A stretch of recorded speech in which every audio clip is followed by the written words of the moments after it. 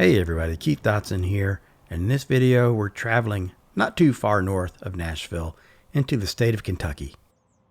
We were invited to a farm that features one of the most incredible old, dry-built stone walls that I've ever seen. The landowner had seen my other video about a mysterious old stone wall in the woods here in Tennessee and invited us up to come and see his historic stone wall.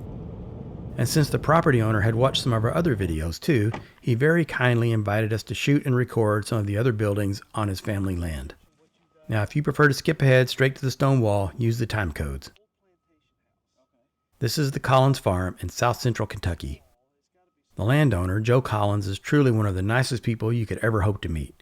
He gave us a little bit of the history of the farm and what he had learned about his old stone wall, which he estimates to be up to 200 years old. Joe explained that there's a historic home a few miles away and that he suspects that the stone wall may have marked the boundary for that property at some point in time. Since Tina's a tiny home enthusiast, Joe kindly gave us a peek inside the one they built on their farm for weekend getaways. It was built using elements from the farm, which is pretty darn cool. I could tell on the drive up to Kentucky that the light would not be agreeable for forest photography, but I'd hoped for some filtering clouds that would soften the light, but as you'll see, the light was really harsh and contrasty on the old stone wall. It made my keeper rate for photographs of the wall quite low. Before we went out to see the stone wall, Joe quite kindly showed us around the farm and let me photograph some interesting details. He called this the milk parlor. It's where they milked the cows when Joe was a boy, and his father operated this as a working farm. This is the inside of the parlor. It's now kind of a home. But seeing that your pictures, I don't know if that piece of equipment there. Yeah, I love that. Would be kind of neat to take a picture. Yeah, you mind if I set up and get a shot? You can. No, I don't mind at all. That's going to be the. It was amazing to have such great access to this facility, along with a first-person history of how it operated. When you have the cows, all the milkers. And, yeah. So at one time there was a huge vat right here that the milk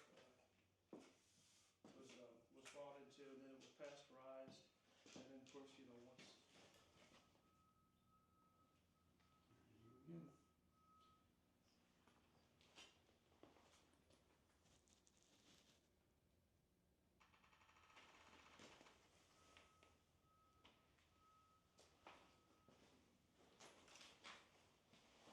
Study up on your work as much as possible. I've seen your videos and so forth. It's really kind of been neat. I appreciate that watching.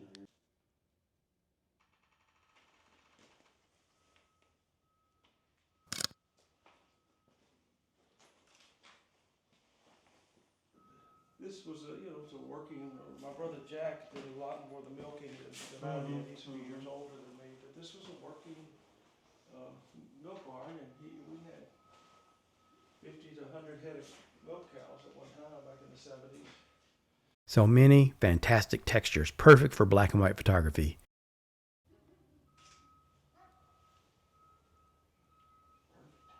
There was a guy working on the farm with a piece of large equipment. That's why you'll hear a lot of beeping in the background.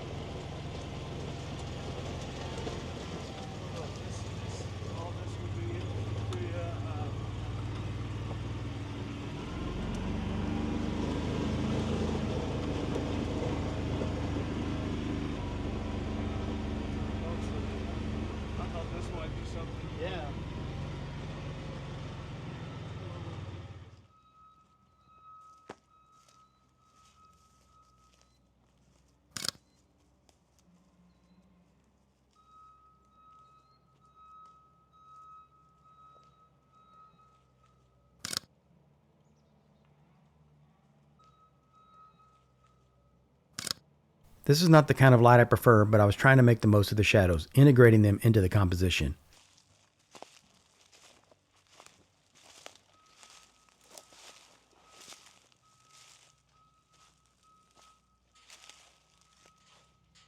I've never really had an opportunity to look inside a grain silo before.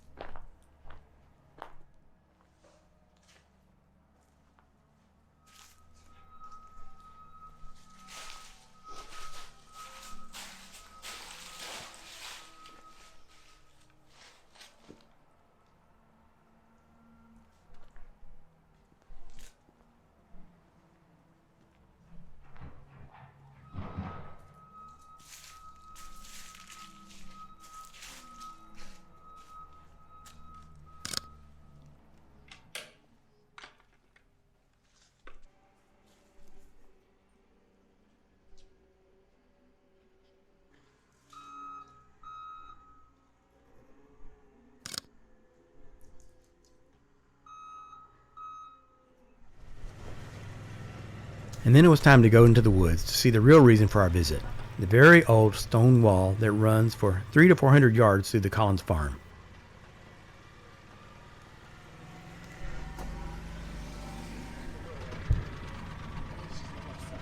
But first, along the way, a brief stop to visit some predecessors, a hidden little cemetery on Joe's land. These are not ancestors of Joe's family, people who lived here before.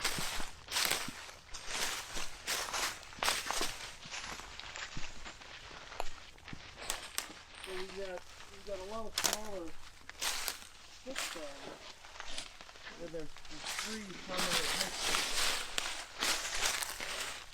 Martha, Matilda, and Bailey. Are the two here. This was I think the 52-year-old mother. I think this child was maybe like 9 years old, and then this was relatively a newborn here. And then they have the markers. There's the foot markers there. And this is your family cemetery? No, this was just here. You know, it's been here. You know, this is the 1823 she was born. Wife of D.L. Hughes. Died 1879. Gone home, it says. Isn't that beautiful? Mm-hmm. That is really amazing craftsmanship to be out here.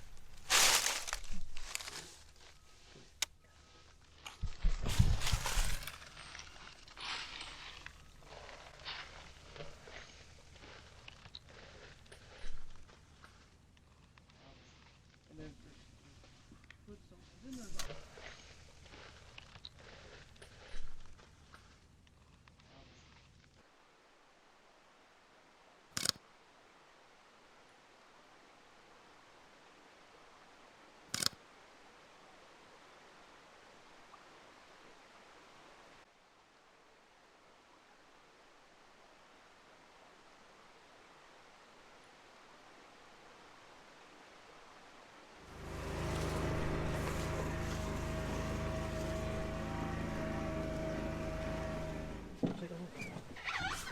300 or 400 yards. I mean, it's long.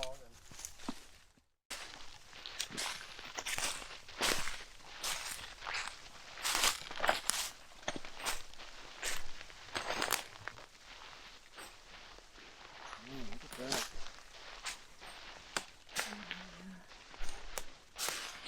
Those are big rocks.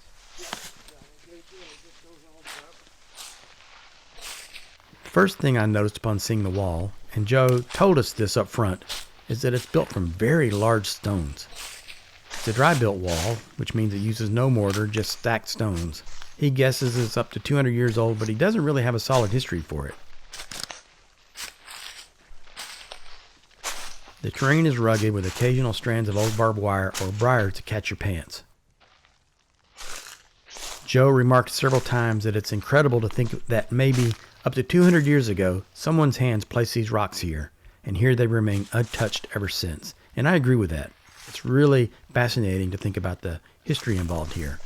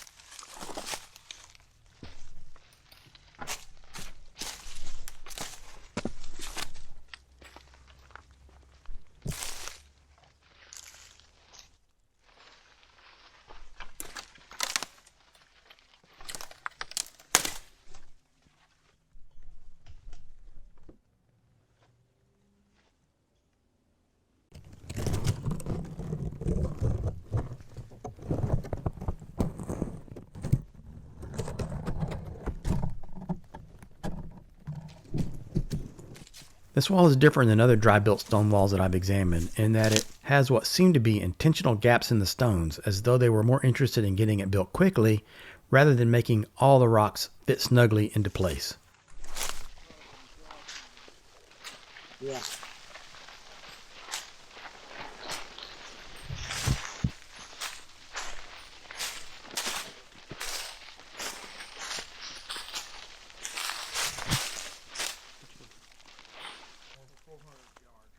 It ends on your property, or does it go? All of it's all on our property. And then there's kind of a T, a little section down there. So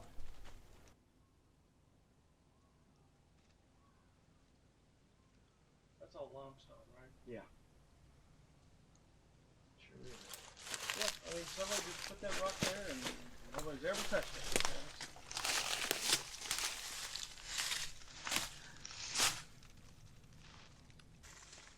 I don't think I've ever seen a wall like this.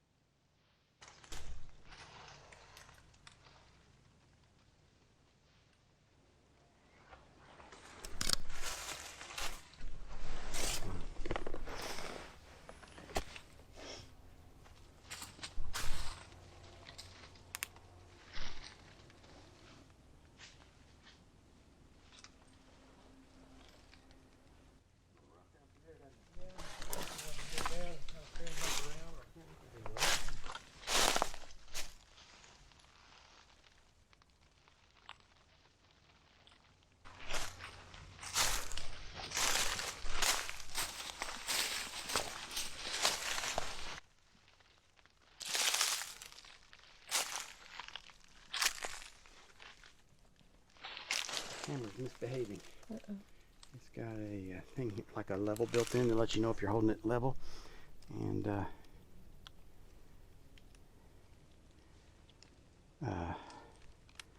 some reason it stopped working, and I've tried everything, so I just popped the battery out to see if I can get it to start operating properly. Now it's back. Turn it on, turn it off.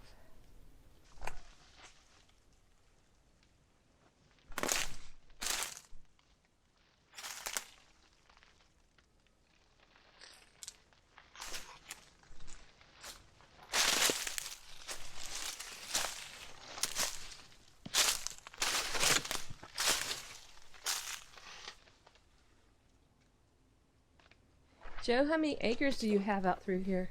We've got about 50 acres. My cousins bought, when my dad sold most of it, they bought that, and that's where the cropland and so forth. I just kept the woods and the barn area.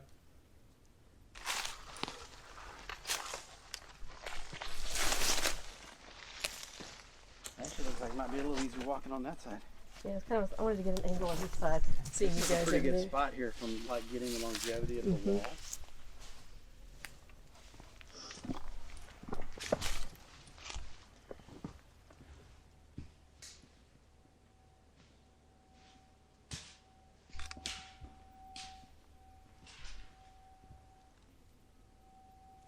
This is really cool here because you can see it in front of us and going around.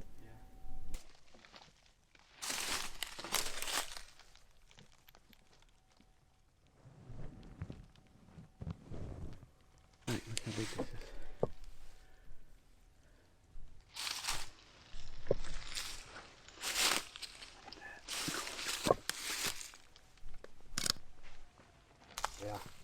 Yeah, it really is.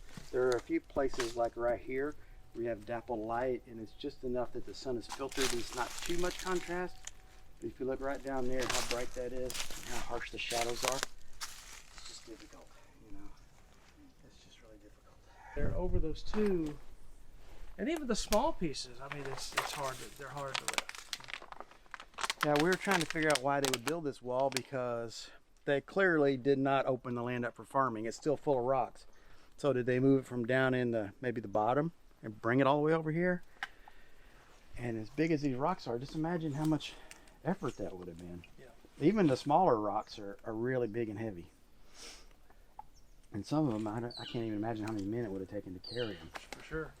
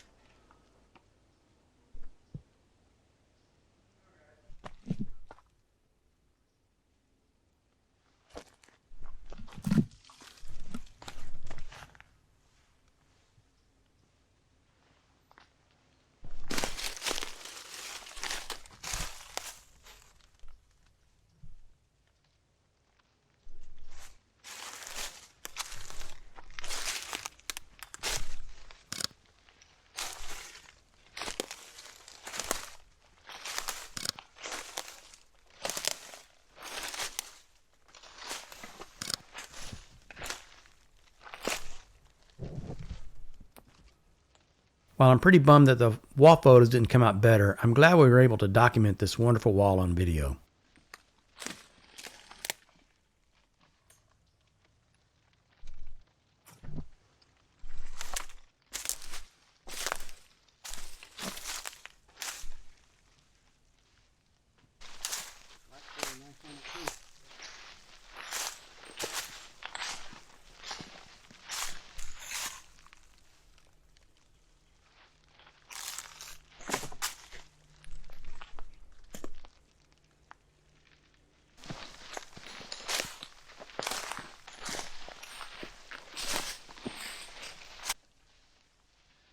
Well, I hope you enjoyed joining Tina and I on this unexpected adventure to Kentucky.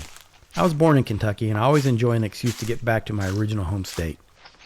If you'd like to invite us to make photographs of your abandoned buildings or something of interest on your property, send an email through my blog or website or on social media. And of course, many thanks to Joe Collins for the generous use of his time and the personalized tour of the family farm. Hope you like the photographs, Joe. Thanks for watching. Be sure to visit my website at keithdotson.com.